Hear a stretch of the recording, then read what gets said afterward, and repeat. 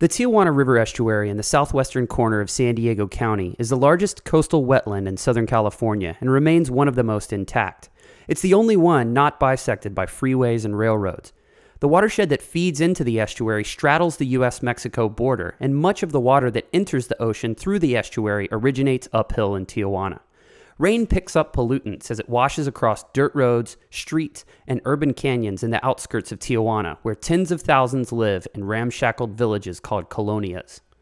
Because of its proximity to the United States, Tijuana has grown tremendously over the last few decades. U.S. demand for tourism and manufacturing has induced growth in Tijuana's population faster than the infrastructure can keep up. Once the rainy season hits, sewage plants can't handle flow of runoff and sewage, so it goes straight into the river, through the estuary, and then ends up in the ocean. Sedimentation fills the estuary, resulting in the loss of major expanses of salt marsh. Loss of habitat uphill in Tijuana is increasing flow of sedimentation and resulting in more loss of habitat downstream in the estuary. Sediment carried by stormwater has been responsible for the destruction of the Tijuana River Valley salt marsh, which is vital for a healthy ecosystem. Tons of trash and plastic is also washed into the river and estuary along with the sediment and contaminated water. We export 2 million tires to Mexico every year to keep them out of California landfills. Then when it rains, 4,000 tires end up coming back through the Tijuana River Channel, across the border, and into the estuary and nearby beaches every year.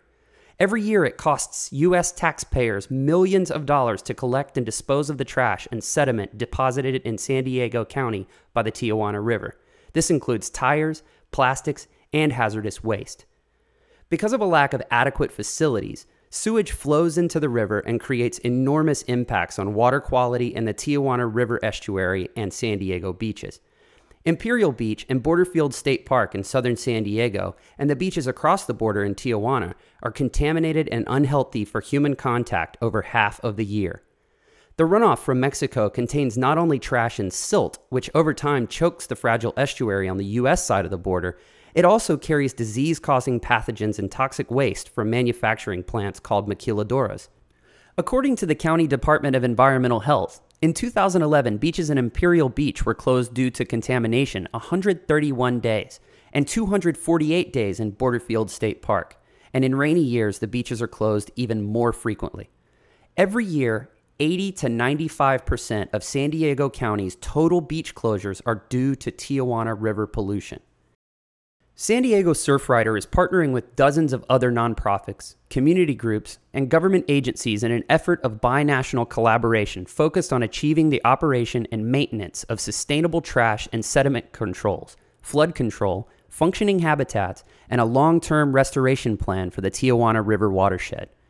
This cross-border collaboration addresses the conservation and restoration of the watershed by engaging in outreach, education, and advocacy for natural resources. And it's working. Look at where we've come in the last couple of decades. The estuary used to be a garbage dump, and then it faced colossal habitat-threatening development. But now the Tijuana River National Estuarine Research Reserve is in the estuary working daily to preserve and restore habitat and natural resources.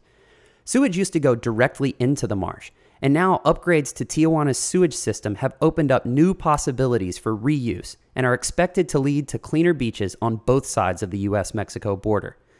Currently, the government of Mexico has upgraded its treatment plants to tertiary standards, which is higher than the treatment done at the Point Loma wastewater treatment plant in San Diego. South of the border, groups are attacking the problem at the source. Alta Terra is empowering locals in colonias to revegetate Los Laureles Canyon to fight erosion. And Four Walls is working with locals to repurpose trash to build sustainable, low-impact housing in the region. Both of these organizations are collecting discarded tires that plague the watershed and using them as building materials for their projects. San Diego Surfrider, Wild Coast, and several other community groups are conducting outreach on the grassroots level to educate the public and get people involved with their voices and their hands. Through combined efforts, thousands of volunteers have come into the watershed to test the water quality, restore habitat by replanting native vegetation, and physically remove trash from the estuary at cleanups. But we're not finished.